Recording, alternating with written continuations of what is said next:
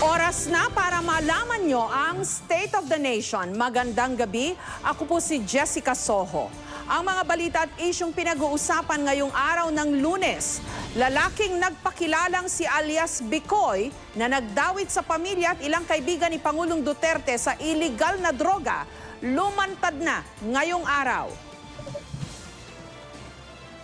Nagdesisyong akong lumabas dahil, una, mayroong banta sa aking buhay. Pagdami ng mga maliliit na negosyo sa Pilipinas na pagmamay-ari ng mga tiga-mainland China, pinasisiyasat ni Senator Ping Lacson. Litrato ni Pangulong Duterte na nakahiga at nanonood ng TV, binabatikos ng ilang kritiko. Paliwanag ng Malacanang, kailangang magpahinga ng Pangulo sa dami ng tinatapos niyang trabaho. Kumakandidatong konsehal sa La Union, sugatan sa ambush. Election-related violence bumabaraw ayon sa PNP. Di manoy vote buying na bisto sa Cavite, 10 arestado. Rollback sa presyo ng mga produktong petrolyo, ipatutupad ngayong linggo. May 10 pisong bawas presyo rin sa ilang uri ng commercial rice.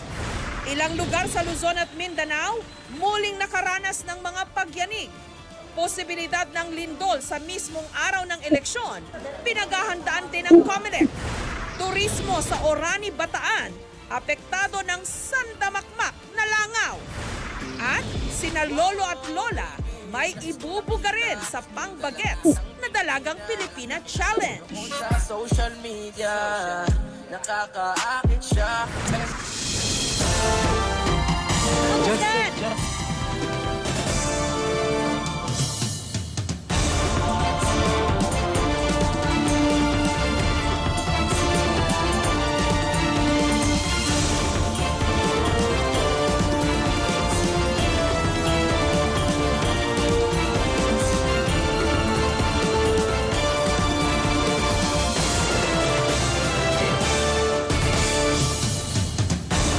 Lumantad sa publiko ang nagpakilalang si alias Bicoy. Siya raw ang lalaking nasa video ng ang totoong narcolist na kumalat sa social media.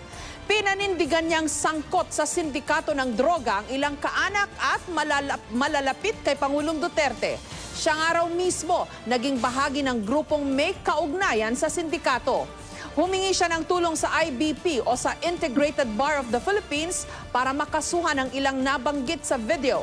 May report si June Veneracion. Ang taong pinaghahanap ng PNP at NBI, sumulpot ngayong araw sa opisina ng Integrated Bar of the Philippines o IBP.